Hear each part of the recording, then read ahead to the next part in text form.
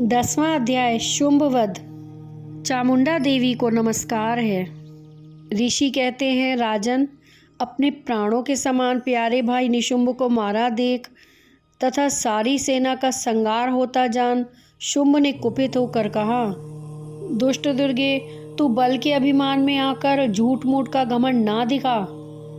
तू बड़ी मानिनी बनी हुई है, किंतु दूसरी स्त्रियों के बल का सहारा लेकर लड़ती है। देवी बोली, ओ दुष्ट, मैं अकेली ही हूँ। इस संसार में मेरे सिवा दूसरी कौन है? देख, ये मेरी ही विभूतियाँ हैं, अतः मुझ में ही प्रवेश कर रही हैं। तदंतर ब्रह्माणी आदि समस्त देवियाँ अंबिका देवी के शरीर में लीन हो गईं। उस समय केवल अंबिका देवी ही रह गईं। देवी बोली, मैं अपनी ऐश्वर्य शक्ति से अनेक रूपों में यहाँ उपस्थित हुई थी। उन सब रूपों को मैंने समेट लिया। अब अकेली ही युद्ध में खड़ी हूँ। तुम भी स्थिर हो जाओ। ऋषि कहते हैं, तदंतर देवी और शुंभ दोनों में सब देवताओं तथा दानवों के देखते देखते भयंकर युद्ध छिड़ गया।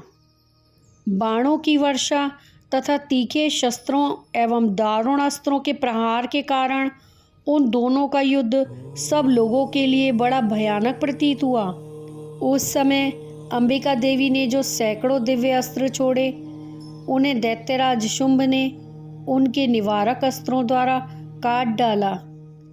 इसी प्रकार शुंभ ने भी जो दिव्य अस्त्र चलाए, उन्हें परमेश्वरी ने भयंकर हुंकार, शब्द के उच्चारण आदि द्वारा खिलवाड़ में ही नष्ट कर डाला। तब उस असुर ने सैकड़ों बाणों से देवी को आच्छादित कर दिया। यह देख क्रोध में भरी हुई उन देवी ने बाण मारकर उसका धनुष काट डाला।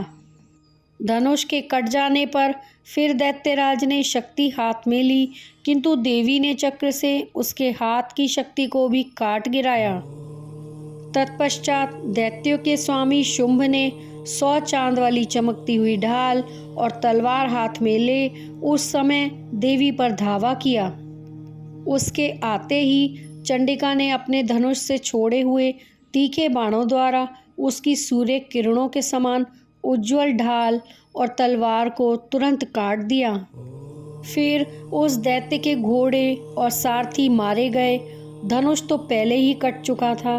अब उसने अंबिका को मारने के लिए उद्यत हो भयंकर मुद्गर हाथ में लिया। उसे आते देख देवी ने अपने तीक्ष्ण बाणों से उसका मुद्गर भी काट डाला।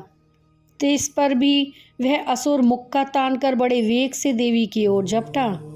उस दैत्यराज ने देवी की छाती में एक मुक्का मारा, तब उस देवी ने भी उसकी छाती में एक चांटा जड़ दिया।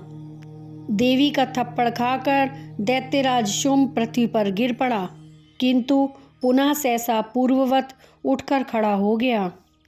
फिर वह उछला और देवी को ऊपर ले जाकर आकाश में खड़ा हो गया। तब चंडिका आकाश में भी बिना किसी आधार के ही शुंभ के साथ युद्ध करने लगी। उस समय दैत्य और चंडिका आकाश में एक दूसरे से लड़ने लगे। उनका वह युद्ध पहले सिद्ध और मुनियों को विस्मय में डालने वाला हुआ। फिर अंबिका ने शुंभ के साथ बहुत देर तक युद्ध करने के पश्चात उसे उठाकर घुमाया और पृथ्वी पर पटक दिया। पटके जाने पर पृथ्वी पर आने के बाद वह दुष्टात्मा दैत्य पुनः चंडिका का वध करने के लिए उनकी ओर बड़े वेग से दौड़ा। तब समस्त दैत्यों के राजा शुंभ को अपनी ओर आते देख देवी ने त्रिशूल से उसकी छाती छेदकर उसे पृथ्वी पर गिरा दिया। देवी के शूल की धार से घायल होने पर उसके प्राण पखेरु उड़ गए और वह समुद्रों, द्वीपों तथा पर्वतों सहित समूची पृथ्वी को कपाता हुआ भूमि पर गिर पड़ा। तदंतर उस दुरात्मा के मारे जाने पर संपूर्ण जगत प्रसन्न एवं पूर्ण स्वस्थ हो गया तथा आकाश स्वच्छ दिखाई देने लगा। पहले जो उत्पात सूचक मेघ और उल्कापात होते थे, वे सब शांत हो गए तथा उस दैत्य के मारे जाने पर नदियां भी ठीक मार्ग से बहने लगीं। उस समय शुंभ की मृत्यु के बाद संपूर्ण देवताओं का हृदय हर्ष से भर गया और गंधर्वगण मधुर गीत गाने लगे। दूसरे गंधर्व बाजे बजाने लगे और अप्सराएं नृत्य करने लगीं। पवित्र वायु बहने लगी और सूर्य की प्रभा उत्तम हो गई। अग्निशाला की बुझी हुई आग अपने आप प्रज्वलित हो उठी तथा संपूर्ण दिशाओं के भयंकर शब्द शांत हो गए।